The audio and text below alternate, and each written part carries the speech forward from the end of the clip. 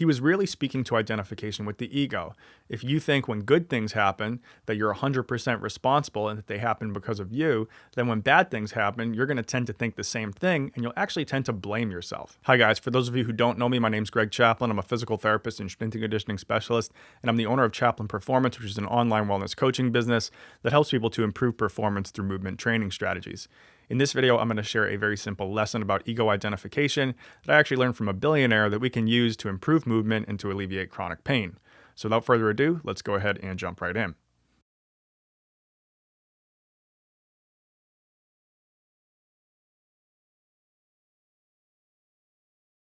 Okay, so I've been training people for a little bit more than 10 years now, and along the way I had the opportunity to work with a lot of high net worth clients.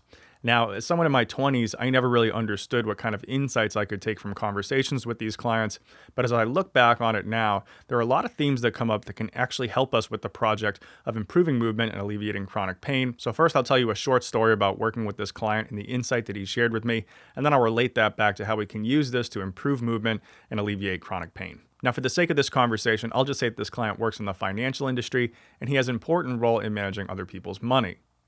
Now, when we'd work together, I'd pick his brain for insights. After all, he was a billionaire, and by my standards of success, he had it all. Now, along the way, he shared many insights with me, and I could certainly share those in future videos, but this is one of the insights that stuck with me the most. When I asked him about his job, he said something to this effect. He said, when you're experiencing big wins, you don't want to celebrate too much, because inevitably there will be times when you experience big losses. And if when you experience big wins, you celebrate too much, then when you experience those big losses, you tend to get really depressed. Now, this might sound like common sense to you, especially if you're familiar with Stoic philosophy, but to me at the time, these were just words, and I couldn't really see any deeper meaning in them. Fast forward a few years, I'd find myself graduating from PT school with a doctoral degree, continuing to experience the chronic pain that had motivated me to pursue the degree in the first place. After realizing that I still had the pain, and with the increased stress of studying for and passing my boards, that this pain had actually been amplified, I really went off the deep end and began experiencing all sorts of symptoms. I experienced many of my previous symptoms to a greater degree than before, and I actually started experiencing new symptoms as well. At this point, I got more and more desperate to fix my body and to find a solution that would help me alleviate my chronic pain. However, what I didn't realize at the time was that my biggest obstacle was actually the identification with the thoughts in my mind.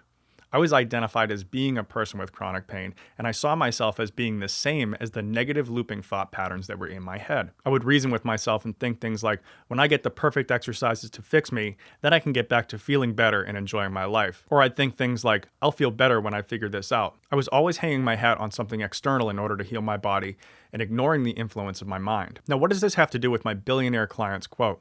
You see, what he was trying to say was when you experience the big wins, not to identify as being the same as those big wins, but rather to see it as a byproduct of the process, so that when you experience the big losses, instead of seeing yourself as identical to those losses, you actually see those as a byproduct of the process as well. He was really speaking to identification with the ego.